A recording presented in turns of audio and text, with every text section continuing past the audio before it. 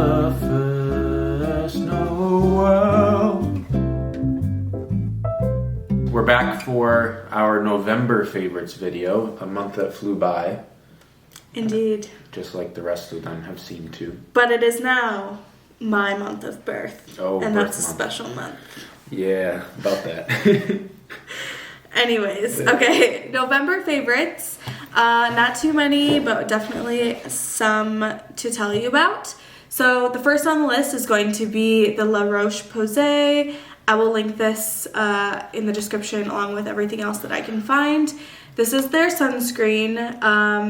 I've gone through a few different sunscreens to try recently, and I got one in France that I absolutely hated. It was like a mattifying one, and I just hated the texture. So I've heard a lot about this one. It's SPF 50, and it's very, very hydrating and actually makes you quite like glowy underneath for a base. So yeah, I've been loving it. Would recommend. And it's a good size for travel. So, okay, next up, let's move on to books. So one might be a given. I already talked about this in a vlog. Iron Flame, that came out earlier in November, and it was really good. I don't think it was as good as the first one, but it was still good, and I am excited for the third book. If you haven't read that series yet, the first is Fourth Wing, the second is Iron Flame. I would recommend. It's like a romance fantasy series. Very good. The second one is, I actually have this one, Book Lovers by Emily Henry. This is like a cheesy romance novel. Murphy's actually reading this right now. And, oh, is this where you're at? Yeah. Chapter 7. It's kind of just like a lot of romance books, very predictable, but the storyline is very good. It's very like all of her other books, and I've read a few others. This is good though. I think I gave it like 4.5 stars or something. I would recommend. Super easy read. I read this in like 3 days. Let's move on to some other entertainment bits. First for me, Real Housewives of Potomac, that restarted this season. Arguably one of the better franchises of the Real Housewives, I would say. There's always like some pretty good drama going on. We have yet to like get into a bit more of the drama this season, but regardless, it's great and I love them. So then the others, Murphy and I have two that overlap. So you want to tell them what they are? Yeah, first category of ones that we've been watching recently are reality shows. So first one is the Squid Games reality one on Netflix.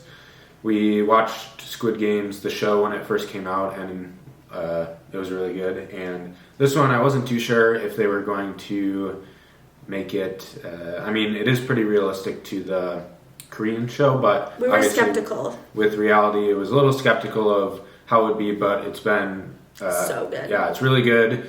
I think it's produced really well, and all of the contestants, well, some of the contestants suck, but sometimes sucking on that show adds to it, you know?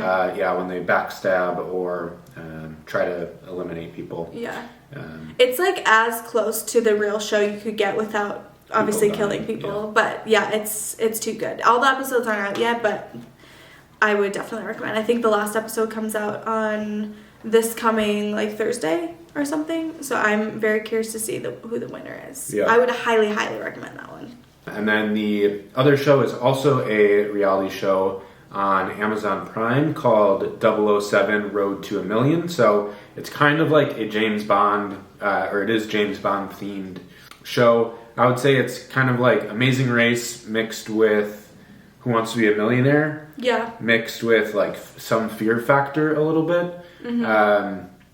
And it's really good. The locations they go to are like all James Bond filmed cities or locations, and do challenges, and then at the end of each stage they basically have a trivia question, multiple choice. It's basically 1 out of 3 chance, and if they get it right they move on, and they continue to add to their bank up to $1 million, I think is the max. So that one was really good. We flew through that one as well. The host is Brian Cox, who is the dad in Succession. And also, it always ends on a cliffhanger, so it really keeps you watching. Yeah. And the contestants on there are also enjoyable to watch. Yeah, we found ourselves like at the end of every episode being like, oh, we can watch One more. We can watch more. the answer to this question, and then that just keeps going. So those are the shows we've been watching, and then the other category, we just got a Nintendo Switch in November. Mm-hmm. So we've been trying to find games that we like playing. For me, we got Mario Kart, which I really like. I've always liked playing Mario Kart on old consoles, the Wii and GameCube. So this one has tracks from like all the old consoles, and then also new tracks for the Switch. She doesn't like it because she's not very good, and I always win by a lot. But she just needs some practice, I think, and we'll get up to my level at some point. So that's Mario Kart 8 for the Switch. We also got like the deluxe pack, which has twice as many tracks, and it was definitely worth it. Okay, moving on. Clothing, accessories, and whatnot. So for me, I'm actually wearing mine. This is from Zara, and you probably saw this in the Belfast vlog. This was like my exclusive outfit, pretty much. Super warm, cozy. I did like 2 sizes up to make it just nice and big and oversized. And it is so warm, so cozy, and just really great for winter. I'll try to find it on their website if it's still available and link it. And I like that it has the buttons, so I can make it like a turtleneck if I want, or I can just have it out. And it goes down pretty far. So yeah, it's very cozy. I'm also wearing one of mine. I have a few additional, but this is just a gray wool cardigan from Uniqlo. I had been looking for a cardigan for a while, and I found this one when I was in London. And yeah, it was exactly what I was looking for. It's light enough that I can layer it on top of, like, I'm wearing a long sleeve shirt under it, and I'm perfectly comfortable inside, but then you can also layer it a bit more if you're going outside and it's cold, and I think it looks pretty classy. And then my other jacket that comes into play in the wintertime is my Barbour jacket that I got last winter, and it is it's perfect. It works really well if it's raining or drizzling, because it'll just pill off of this. I do need to get a hood for it. I think that's the last thing I need, but I have this one, the classic Beaufort, and it's just a little bit longer, like just goes past my waist, which I really like. Side pockets here are nice, and then there's also these bigger pockets just on the bottom. I wear it pretty much every day. If it's raining really hard, I won't wear it just because it doesn't have a hood, and my other rain jacket has a hood, which helps protect my beautiful hair, or if I'm wearing a hat. But I got last year, and I wear it pretty much every day. Monty has a matching one. I like it, and yes, we all have Barbour jackets. Have matching ones that get a lot of use. They do. Yeah. Worth the money. The last one is just a cheap watch that I got on Amazon. It's this Casio, silver watch. Nothing special. He's testing the water for I'm watches. testing the water on watches. I think they look really nice. I've never liked the feel of having a watch on. Yeah, just testing it. I think this one looks pretty nice. It matches my silver ring that I wear on this hand. So we'll see. Wasn't like a huge investment. It's just one from Amazon. So if I don't like wearing watches, then I don't have to. But I may start looking into some more. I think they look classy and elevate your outfit pretty easily. That's a good recommendation. Like if you're looking to buy something that's a bit spendier, like in the jewelry or something department, like buying something that looks similar but for cheaper, to just kind of see if you even like it, how it looks, if you like how it feels, like that type of thing before you're about to like spend the money on it. I think that's important. Yeah. Okay, last category is going to be like food and drink stuff. So the first is going to be this Pukka tea. I think it's called Pukka. It is lemon, ginger, and manuka honey. I actually started drinking this when I was sick earlier this month, and it was the best throat soothing tea. I'm not a huge tea person, but it's also honestly like a pretty good tea to drink. Like, it's mostly honey, and I like it. It's great. You had some too, right?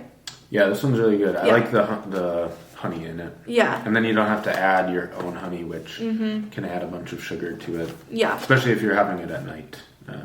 Or Yeah, there's like no caffeine or anything, I don't think. Later in the day. So yeah, super good.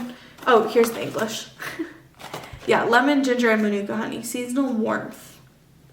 Yeah, delish. Next, Trolley Dino Ranks. I am a gummy, sweet, sour candy person.